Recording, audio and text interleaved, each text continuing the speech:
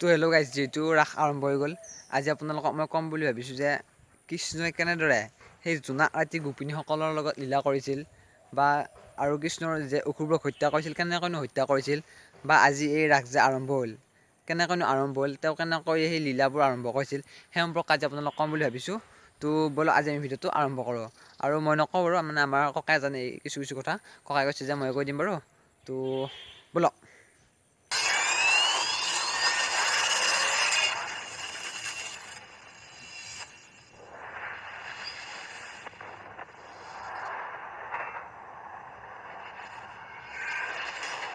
কৃষ্ণ জন্মৰ সময়ত বসুদেৱক কৈছিল, জন্মি উঠিয়াই মোক নন্দৰ ঘৰত পলুৱাই থওঁ। নন্দৰ যশোদাৰ এটা ছোৱালী জন্মিব, সেই ছোৱালীটো আনি তোমাৰ শয্যাত থৈ থবা আৰু মোক নি তাতে সেই শয্যাত থৈ থবা। এই কথাখিনি কৈছে। অৱশেষত কৃষ্ণই মুখ মেলি তেওঁৰ বিশ্বৰূপটো দৈৱকী আৰু বসুদেৱক দেখুৱালে। তেতিয়া তেওঁলোকে ভাবিলে পৰম ব্ৰহ্ম জন্মিল। এনে এটা ভাবি তেওঁ মুখ বন্ধ কৰি ক'লে, বাৰু মই লৈ যাওঁ। এনে এটা অৱস্থা কৰি তেওঁ কোলাত ভৰাই লৈ সাগৰত নামি পাৰ হৈ যোৱাৰ লগে লগে এটি শিয়াল তেওঁৰ আগে আগে গৈ আছে। এনে সময়ত গৈ গৈ নন্দৰ ঘৰ পালেগৈ। তাতে যিবিলাক দৰ্জা বন্ধ হৈ আছিল সকলোবিলাক খোলা হ'ল। সেই সময়তে কৃষ্ণক তাতে যশোদাৰ লগত শুৱাই থৈ যশোদাৰ কন্যা যোগমায়াক লৈ আহিল। লৈ আহি কৃষ্ণৰ লগত তেওঁ আহি আছে। অৱশেষত আনি দৈৱকীৰ লগত শুৱাই থ'লে। দৈৱকীৰ লগত শুৱাই থোৱাৰ লগে লগে যোগমায়াই আৰ্তনাদ কৰি কান্দিব ধৰিলে। শেষত ৰখীয়াসকলক খবৰ দিলে। ৰখীয়াসকলে খান্দা লৈ আহি ৰজাক খবৰ দিলে।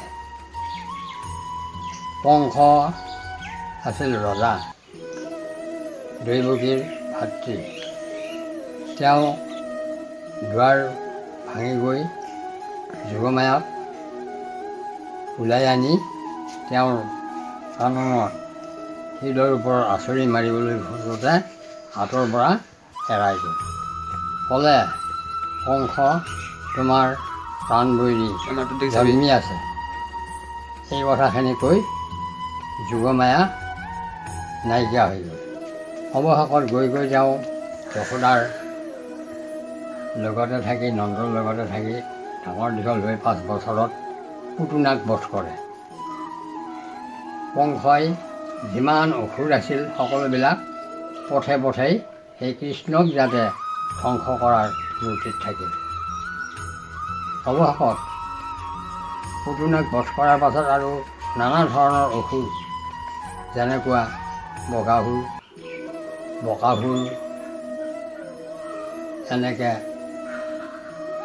বহুকেইটা অসুৰ কৃষ্ণই বধ কৰিলে। অৱশেষত নন্দৰ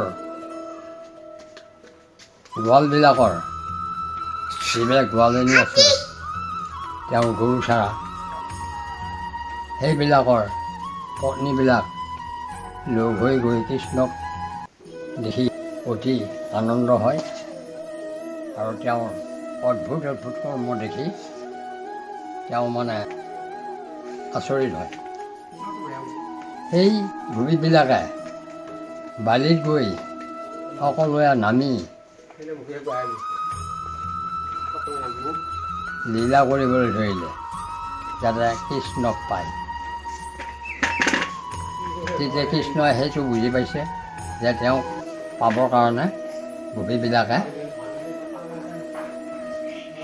চিন্তা কৰি তেওঁক পূজা কৰি আছে। অৱশেষত তেওঁ বাঁহীৰে শৰৎকালৰ পূৰ্ণিমাত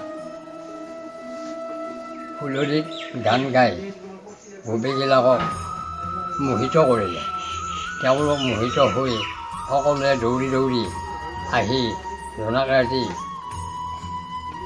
বৃন্দাবনৰ মাছ পালেগৈ।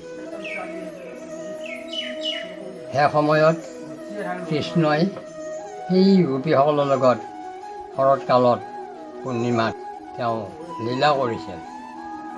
সেই লীলাটো হ'ল ৰাসলীলা। ৰাসলীলাৰ অৰ্থটো ইমানতে, আৰু ক'ব গ'লে বহুত অন্যান্য আছে, আৰু বিশেষ নকওঁ, এইখিনিয়ে ক'লোঁ। এইখিনি আছিল আজিৰ ভিডিঅ'টো। যদি ভিডিঅ'টো ভাল লাগিছে লাইক কৰিব, কমেণ্ট কৰিব, শ্বেয়াৰ কৰিব, ছাবস্ক্ৰাইব কৰিবলৈ নাপাহৰিব। আৰু আপোনালোকক কিছুমান ভাল ভাল ভিডিঅ' দি থাকিবলৈ চেষ্টা কৰিম। তো আজিলৈ এইখিনি, আৰু আপুনিও আপোনাৰ প্ৰেয়সীৰ লগত লীলা কৰিব পাৰে, ৰাসলীলা।